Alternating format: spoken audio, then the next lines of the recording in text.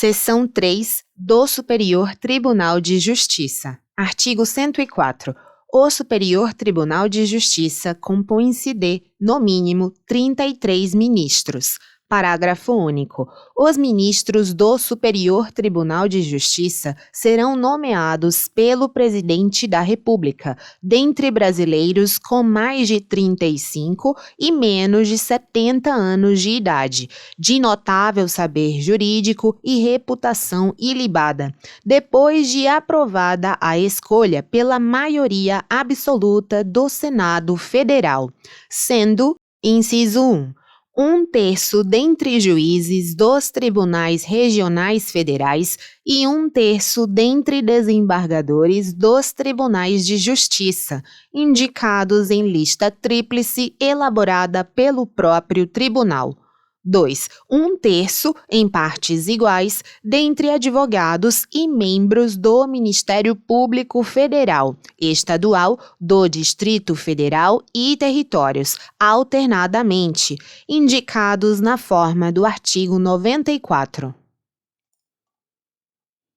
Artigo 105. Compete ao Superior Tribunal de Justiça, inciso 1, processar e julgar originariamente, alínea A, nos crimes comuns, os governadores dos estados e do Distrito Federal e, nestes e nos de responsabilidade, os desembargadores dos tribunais de justiça dos estados e do Distrito Federal, os membros dos tribunais de contas dos estados e do Distrito Federal, os dos tribunais regionais federais, dos tribunais regionais eleitorais e do trabalho, os membros dos conselhos ou tribunais de contas dos municípios e os do Ministério Público da União que oficiem perante tribunais. B. Os mandados de segurança e os habeas data contra ato de ministro de Estado, dos comandantes da Marinha, do Exército e da Aeronáutica ou do próprio tribunal. C. Os habeas corpus, quando o coator ou paciente for qualquer das pessoas mencionadas na alínea A, ou quando o coator for tribunal sujeito à sua jurisdição, ministro de Estado ou comandante da Marinha, do Exército ou da Aeronáutica, ressalvada a competência da Justiça Eleitoral. D. Os conflitos de competência entre quaisquer tribunais, ressalvado o disposto no artigo 102, inciso 1, alínea O, bem como entre tribunal e juízes a ele não vinculados e entre juízes vinculados a tribunais diversos. As revisões criminais e as ações rescisórias de seus julgados. F. A reclamação para a preservação de sua competência e garantia da autoridade de suas decisões. G.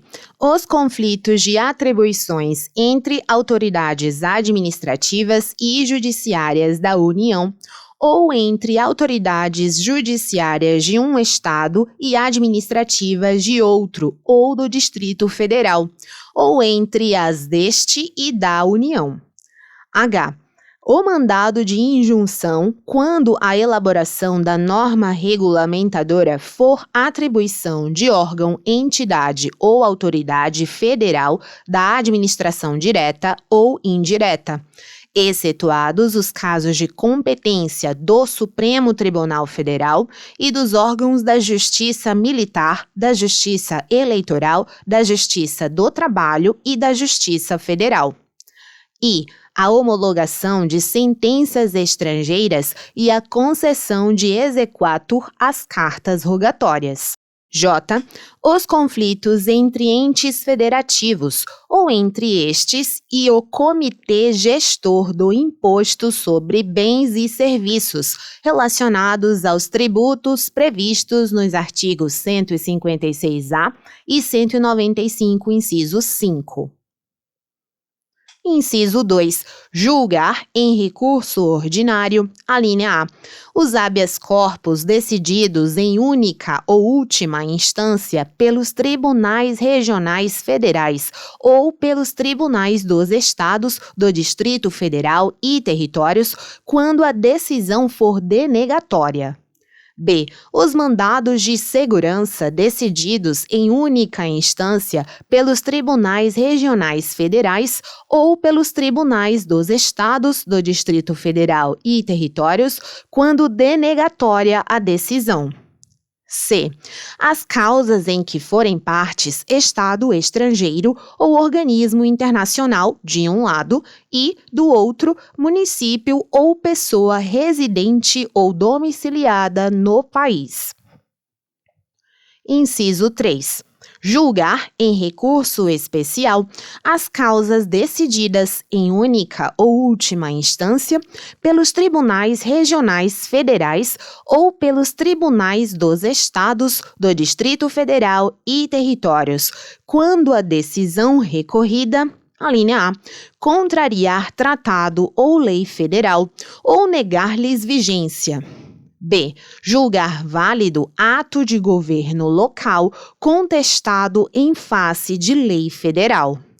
C. Der à lei federal interpretação divergente da que lhe haja atribuído outro tribunal.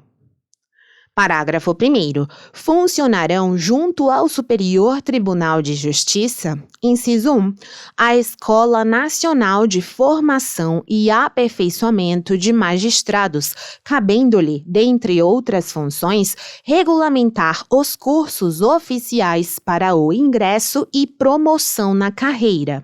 2. O Conselho da Justiça Federal, cabendo-lhe exercer, na forma da lei, a supervisão administrativa e orçamentária da Justiça Federal de primeiro e segundo graus, como órgão central do sistema e com poderes correicionais, cujas decisões terão caráter vinculante.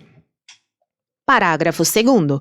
No recurso especial, o recorrente deve demonstrar a relevância das questões de direito federal infraconstitucional discutidas no caso, nos termos da lei, a fim de que a admissão do recurso seja examinada pelo tribunal, o qual somente pode dele não conhecer com base nesse motivo pela manifestação de 2/3 dos membros do órgão competente para o julgamento. Parágrafo 3º. Haverá a relevância de que trata o parágrafo 2º deste artigo nos seguintes casos. Inciso 1.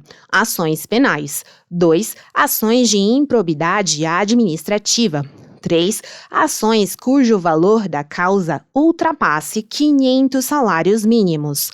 4. Ações que possam gerar inelegibilidade. 5. Hipóteses em que o acórdão recorrido contrariar jurisprudência dominante do Superior Tribunal de Justiça. 6.